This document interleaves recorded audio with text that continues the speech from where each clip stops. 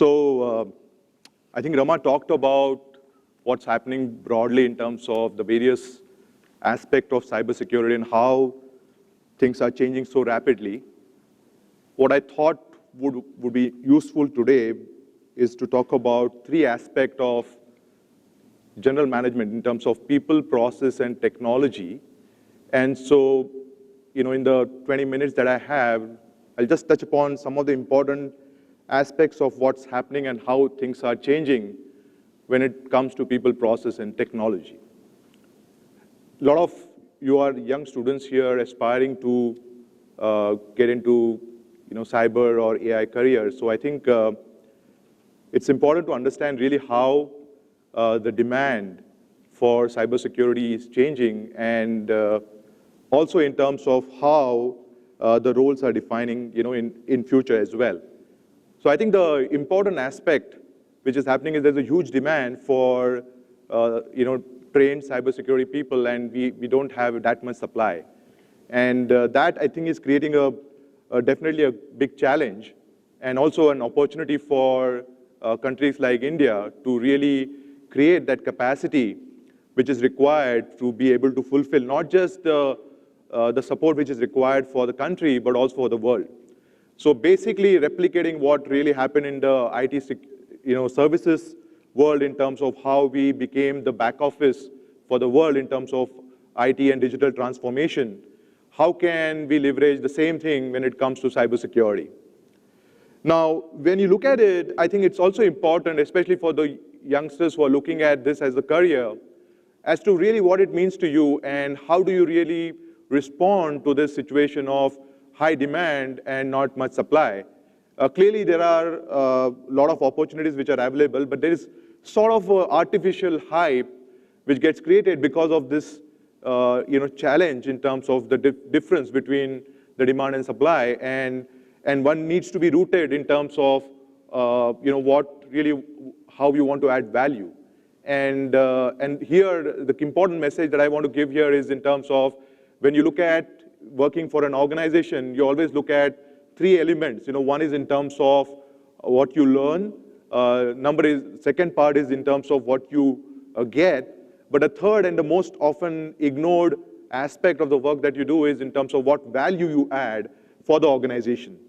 And I think that's extremely important because when we start looking at driving the value and starting to really invest yourself, it is important that you understand that as much as it is important for you to really learn and also get, it is important also to measure in terms of what value you're adding on an ongoing basis to your organization and to the whole ecosystem, right?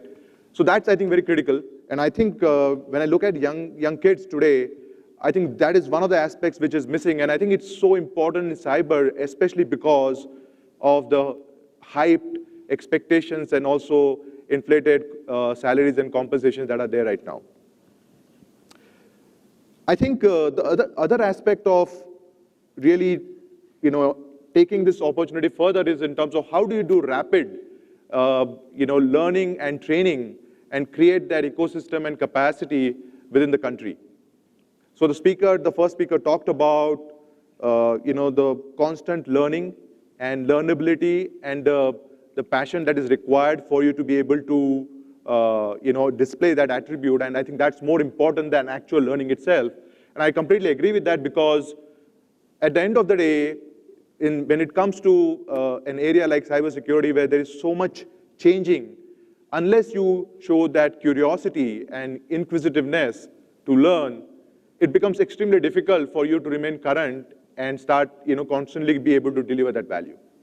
So, and we've seen different models where if you are able to create an ecosystem where there are trainers, there are modules, and there is an ecosystem where there are constantly people going and learning new aspects of cybersecurity, you can differentiate yourself. There is definitely an entry barrier when you talk about organizations like services companies like Infosys. It is an entry barrier in terms of really creating that team of competent people to be able to really stand in front of the customer and be able to deliver that. And so if you are able to build that ecosystem, including academics, PhD students, and various other stakeholders in the ecosystem, you can build that capacity which is required to not just power the country, but for the world. The second aspect of the work that I wanted to talk about was the process part, right?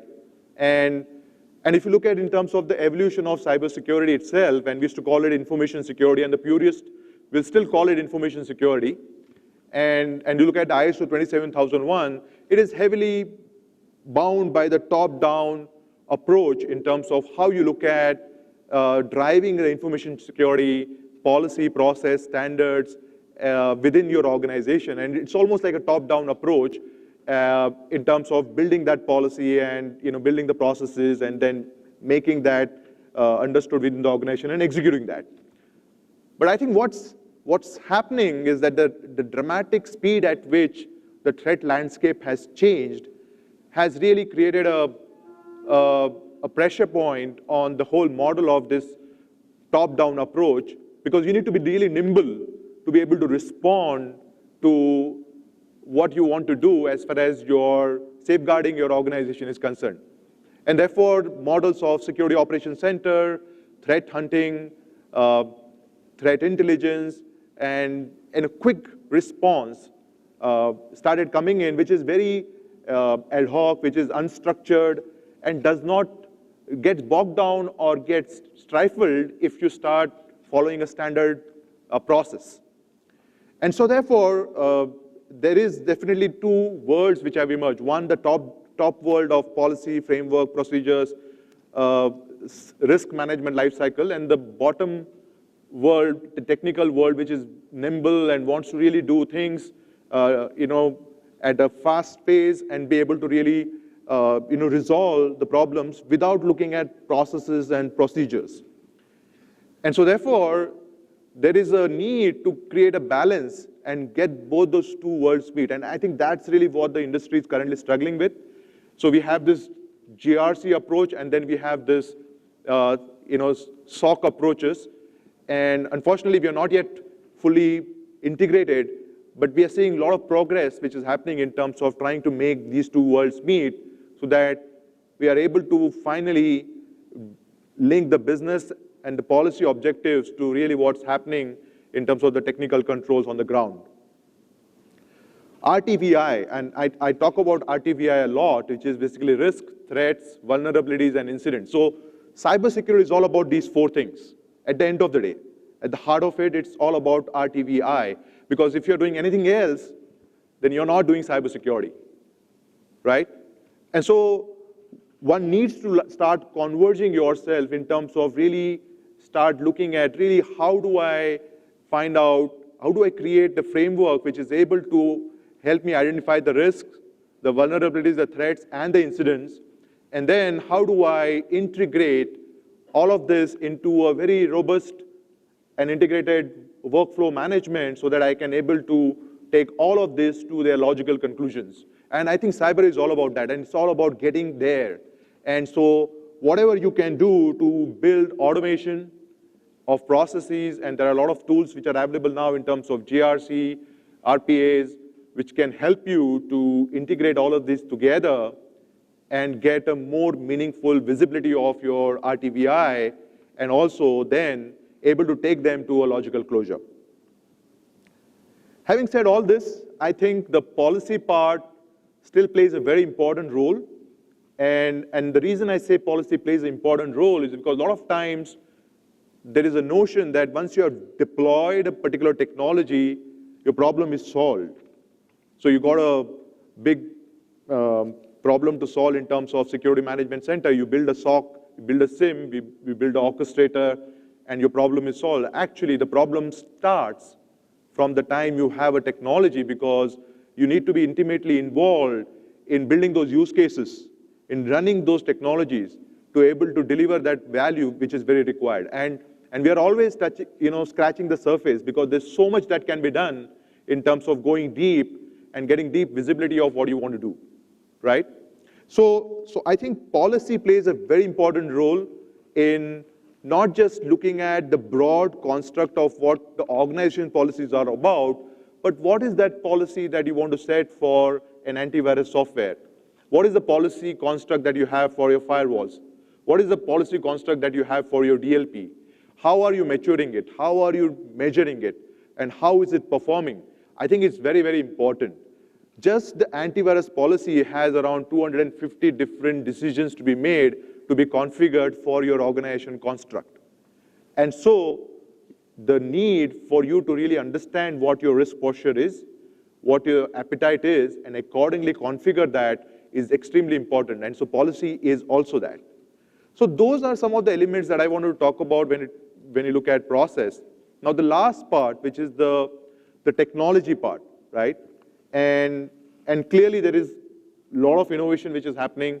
And fundamentally, I mean, we did a survey and looked at all the top 1,500 executives around the world and asked them about question about what is the most important initiative that you have in your digital transformation, right?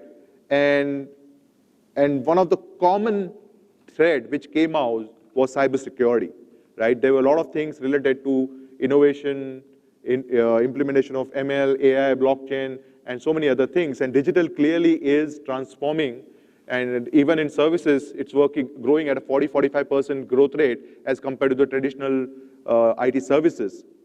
But then one of the themes which came out was that cybersecurity was number one. And the reason it is number one is not because that is driving the digital transformation, but that is the foundation of digital transformation. Because if you want to go fast, you need to make sure that there is a proper framework of risk management which is put in place to be able to actually drive that change within your organization. And so it got the highest marks. So when you look at it, one of the major fundamental change which is happening is in terms of how do we really drive implementation of security technology in this digital transformation, right? If you look at in terms of how industry has itself evolved, you will see that there are technology players and there are security vendors. If you go to the RSA conference, which is one of the largest security conferences, you'll find 5,000, 6,000 security vendors providing different solutions to solve a specific problem.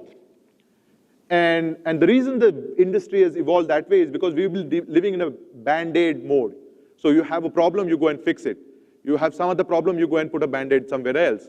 And that's really how we have done. So the original technology manufacturers have been giving technology, but have not been fundamentally changing the plumbing to really fix the problem at a fundamental level. And therefore, we have a huge plethora of security vendors which are actually claiming to solve that problem. Now, what I call that is a kind of a bolt-in security, right? You're trying to bolt something on top of the existing technology construct. One thing which is changing, and my guess is that basically in future we're going to have more of that happening, because that will fundamentally change the way we look at security, which is that the technology manufacturers will embed security by design into their products. And I think that's very important. In fact, you should not be even charging for security. But the way industry has evolved, we have created a business model, and therefore we have no option but to be able to, every new product or every new solution, every new feature that we get charged for that, right? And therefore it becomes a choice rather than something which has to be by default. We all deserve that. We all deserve to be secure for us to really leapfrog this digital transformation. But unfortunately, as an industry, we're not doing that in a very fundamental way.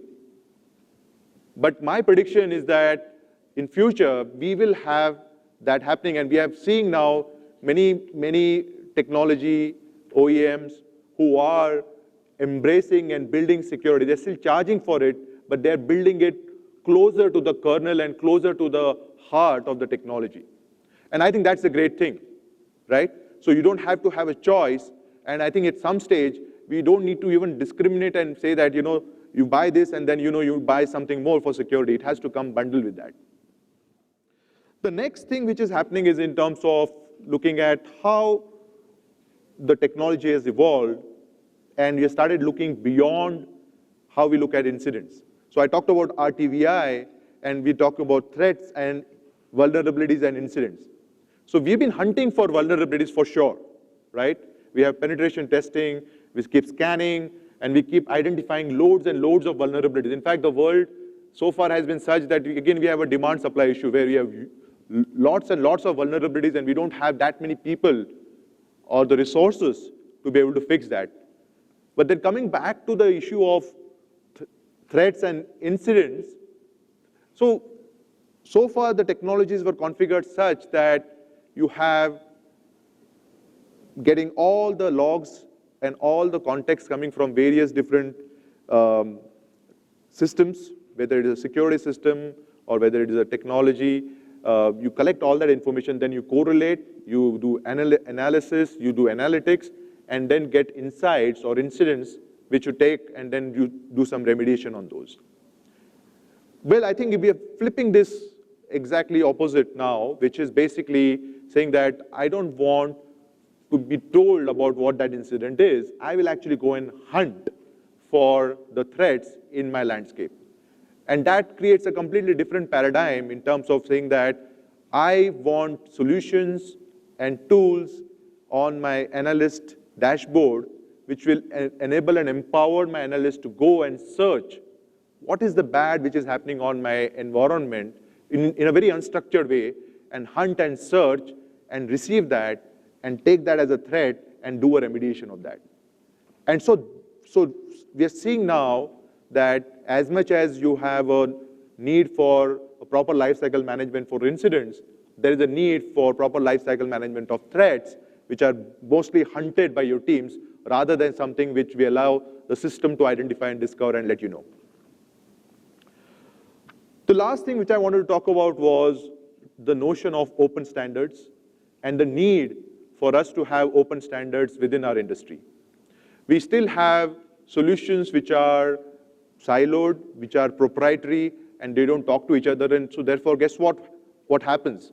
The CISOs and the CIOs are left to actually spend time in building the architecture and getting the design right, rather than actually focusing on finding the risks and remediating the risks, right? So the time to value grows exponentially when you have systems which just work the moment I install them, right? But that's not the reality. But my future expectation, and also something which we need to all do as an industry, is about how do I make sure that I create solutions and systems which are open, so that when they come and I install, they work, they integrate beautifully across each other, and they are able to talk and deliver that value that I'm looking for. So we have made some progress in terms of sticks, taxis, IBEX, and other things in terms of different standards. And I also know that now the decisions are being made in terms of acquisition of these technologies based on their compliance to these standards. But still, we spend horrendous amount of time to really get the architecture right. And that we need to fix, right? So these are some of the technology trends which I think one needs to work out in terms of looking at the built-in versus bolt-in approach, looking at in terms of how we focus on hunting for threats rather than just waiting for the incidents to come your way, or in terms of looking at how we adopt open standards and integrated frameworks so that we can work together and we can have faster time for value as compared to the current situation. Broad aspects of people, process, and technology as I see them. I cautiously left around 5 minutes for questions so that I can finish on time. Thank you. Thanks, Vishal. What's your view on the emerging marketplace for cybersecurity as a service in India? So you mean in terms of opportunity for cybersecurity services within India? Service providers within the Indian market, yes. As opposed to service providers servicing the Western world, yeah. Sure.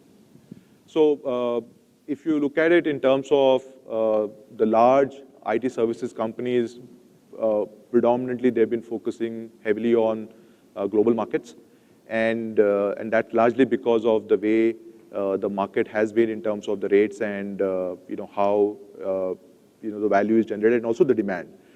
There is definitely a cybersecurity services market in India. But I think right now, if you look at it in terms of how it is being tapped, you find that mostly there are niche boutique players or the big fours who are heavily involved in tapping that market. The size of the market is not that big as compared to the global market. There are government projects where there's a huge opportunity, but it has got its own challenges in terms of how we actually manage the life cycle and how we actually even deliver that. So again, my hope is that things will change dramatically over a period of time because India will become a large consumer and there will be a lot more projects which will come up and there will be a lot more need in terms of how we want to safeguard India as a country. And then, hopefully the growth will happen. But maybe this is the right time for even the IT services company to start focusing and building capabilities on the Indian market. Thank you. You were talking about top-down approach to security. I have mostly seen bottom-up approaches to security. So I'm highly interested in examples you can give of top-down, because mostly they find a virus, build a model, extend it to other viruses, which is completely bottom-up. But top-down means what you're doing is you're thinking of a security model, integrating it with the system.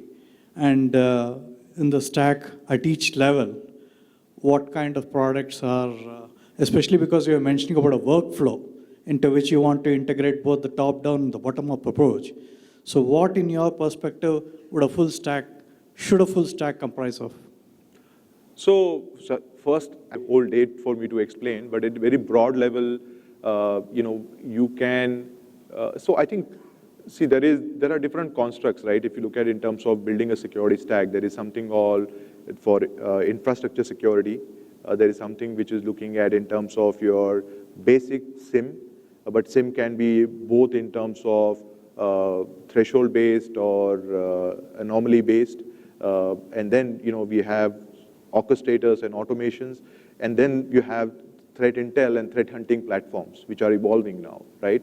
And then you have a host of other preventive controls, which is about information rights management, especially the problem of solving structured data, which is now kind of solved, and we have technology we can fix that, and various other things, DLP, CASB, cloud security, and all these things coming together, right? And then there is this notion of how much of it can be hybrid, how much of that can be fully cloud, how much has to be on-prem. So there are various constructs, right? But there is, if a short answer to your question is that, is there something like a full stack security? The answer is yes. At Infosys, we operate around 170 technical controls, right? You can arguably say that is my stack for security. But then you constantly evolve and you constantly upgrade and keep on adding more and more controls as you see new risks emerging and as you see new technologies emerging. But I think one important change which is also happening is that there is also homegrown innovation which is happening through practitioners and through services beyond what is actually being delivered by the OEMs to actually complement that stack and fix all the gaps which are currently there in the industry, okay? On that note, I will stop because I know I've run out of time. Thank you so much.